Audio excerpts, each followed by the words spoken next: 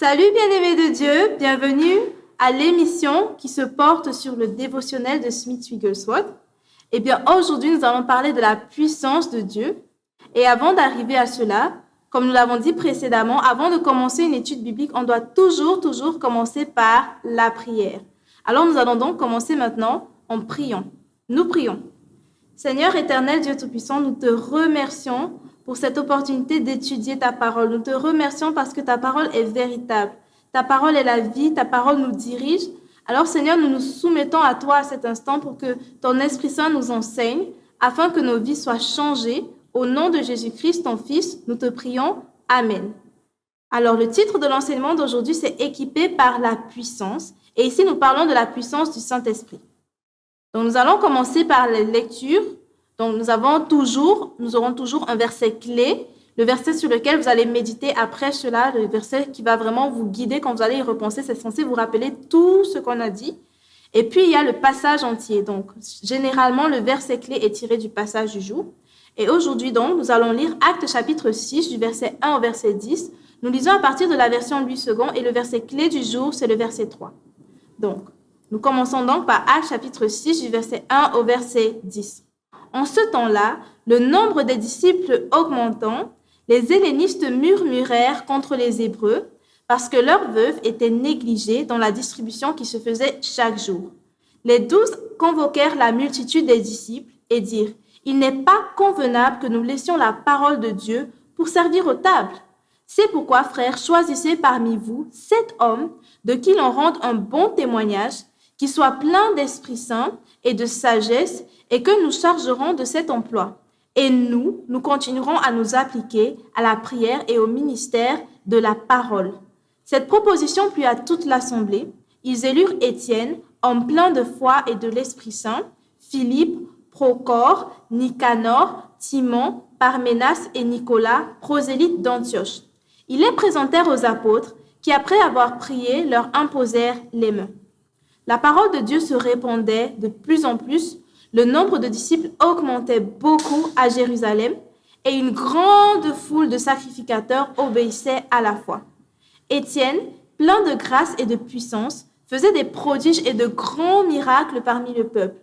Quelques membres de la synagogue dite des affranchis, de celle des Sinéens et de celle des Alexandrins, avec des Juifs de Sicile et d'Asie, se mirent à discuter avec lui. Mais ils ne pouvaient résister à sa sagesse et à l'esprit par lequel il parlait. Alors revenons sur le verset 3, qui est notre verset clé du jour. C'est pourquoi, frères, choisissez parmi vous 7 hommes de qui l'on rende un bon témoignage, qui soient pleins d'Esprit Saint et de sagesse, et que nous chargerons de cet emploi. Parole du Seigneur Dieu Tout-Puissant, nous rendons grâce à Dieu. Alors, aujourd'hui, nous parlons d'être équipés par la puissance du Saint-Esprit. Alors, quand on lit un texte biblique, il est toujours très important de contextualiser parce que si on ne contextualise pas, on peut ne pas comprendre. Donc, je vais un peu essayer de nous mettre dans le vif du sujet pour contextualiser, pour qu'on comprenne de quoi il s'agissait parce que ce n'est pas forcément tout le monde qui a déjà lu ce passage. Et même si tout le monde l'a déjà lu, parfois on n'y repense pas, on oublie et on ne se souvient pas exactement du contexte. Donc ici, il s'agit de l'une des premières églises, disons la première église. Donc ce sont des chrétiens qui se réunissaient après que Jésus soit rentré au ciel et qu'il a envoyé le baptême du Saint-Esprit, qu'ils aient reçu le Saint-Esprit. Donc ils se réunissaient quotidiennement.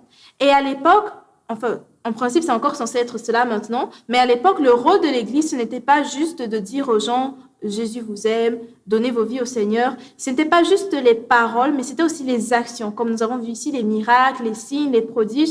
Et il y avait aussi le fait de venir en aide aux personnes défavorisées, à la veuve, à l'orphelin, distribuer de la nourriture. Donc, on voit ici qu'il y avait ce rôle-là qui était joué.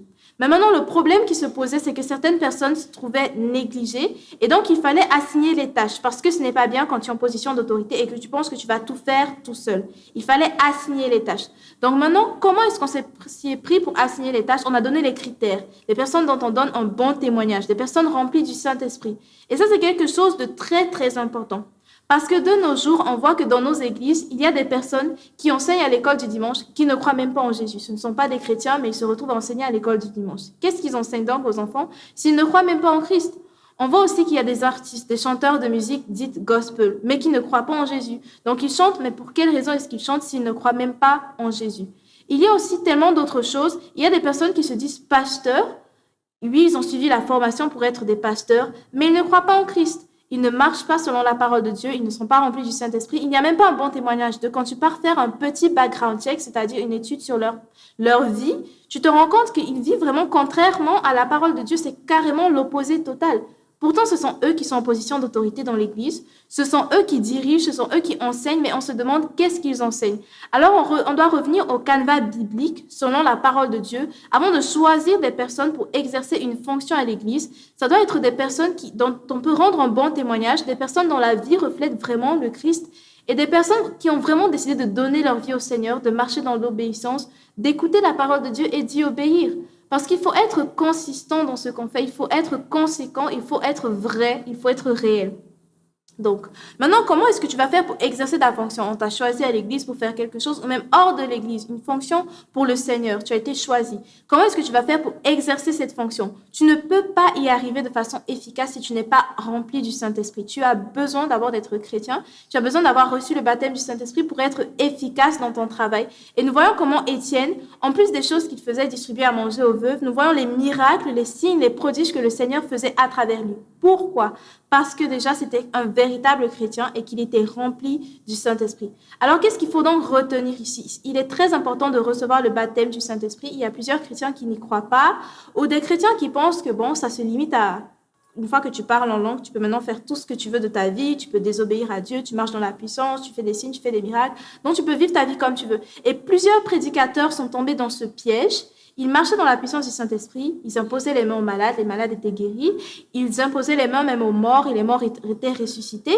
Ils ont fait des choses merveilleuses, mais après ils se sont retrouvés à désobéir contre le Seigneur et ce n'est pas arrivé du jour au lendemain, c'était petit à petit, ils ont pris des décisions au fur et à mesure qui les ont menés à choisir finalement de désobéir au Seigneur et ils se disaient: je commets un acte mauvais, mais je marche encore dans la puissance. Ça veut dire que je peux marcher dans la puissance et en même temps vivre dans le péché. Et c'est exactement ce qu'on voit dans l'histoire de Samson, dans la Bible. Il marchait dans la puissance, mais en même temps, il vivait dans la désobéissance. Et tôt ou tard, ça finit par le rattraper. Donc, c'est important de savoir que marcher dans la puissance du Saint-Esprit, ce n'est pas une excuse pour désobéir à Dieu. Au contraire, le plus tu marches dans la puissance du Saint-Esprit, le plus tu es censé être en train de marcher dans l'obéissance, dans la sanctification, dans la pureté, dans la droiture. Donc, c'est quelque chose de très important. On ne peut pas séparer la sainteté de Dieu de la puissance de Dieu. Sa sainteté va avec sa puissance va avec sa sainteté. Donc, si tu décides que ce que tu veux dans ta vie, c'est marcher dans la puissance du Saint-Esprit, c'est que tu dois aussi décider que tu veux marcher dans la sainteté. Les deux vont de pair et on ne sépare pas. Donc, je vais clôturer avec la citation du jour parce qu'à chaque fois, quand on clôture, on doit finir par une citation. Cette citation nous incite à réfléchir, nous incite à penser parce que Smith Wigglesworth, qu'on le dise, vraiment, il y a eu tellement de miracles qui ont été faits sous son ministère. Il y a eu des résurrections de morts. Il y a eu des personnes qui ne voyaient pas, qui se sont mises à voir. Il y a eu même des membres, des personnes qui n'avaient pas de pied, dont le pied a poussé après qu'il ait prié pour eux. Alors vraiment, si nous voulons marcher dans cette puissance, nous devons un peu entrer dans la réflexion de la personne qui marchait dans cette puissance et dans l'obéissance de la parole de Dieu. Donc, nous allons lire la citation. Lorsque nous faisons plaisir à Dieu dans notre ministère au quotidien, nous nous rendons toujours compte du fait que tous ceux qui sont fidèles dans les petites choses, Dieu les fera administrer de grandes choses. Je répète, lorsque nous faisons plaisir à Dieu dans notre ministère au quotidien, nous nous rendons toujours compte du fait que tous ceux qui sont fidèles dans les petites choses, Dieu les fera administrer de grandes choses. Alors maintenant, nous prions ensemble. Seigneur éternel, notre Père, notre Dieu, notre Roi, nous te remercions parce que tu nous enseignes que tu veux que lorsque nous servions pour ton œuvre, que nous le fassions déjà en étant des véritables chrétiens, que nous le fassions dans l'obéissance, que nous le fassions à partir d'une relation avec le Saint-Esprit, que ce soit lui qui dirige, que ce soit sa puissance qui agisse, que des vies soient changées et transformées à travers nos vies. Alors Seigneur, nous nous soumettons à toi et nous te demandons pardon pour les fois où nous avons essayé d'œuvrer pour le Seigneur sans vraiment marcher avec le Seigneur. Et nous prions que tu nous aides à marcher dans cette discipline, cette sainteté, cette sanctification, cette obéissance selon laquelle nous voulons la puissance du Seigneur, mais nous voulons aussi marcher dans la sainteté du Seigneur. Au nom de Jésus-Christ, ton Fils, nous te prions à l'instant. Amen. Alors, merci énormément d'avoir pris de votre temps pour regarder du début jusqu'à la fin. Merci de choisir vraiment pour vous-même d'être édifié dans la parole de Dieu. J'espère que vous avez été bénis, que vous avez été touchés, que vous avez été édifiés et vraiment que vous allez vous rendre disponible pour écouter et regarder la suite. Alors merci vraiment, que Dieu vous bénisse et au revoir.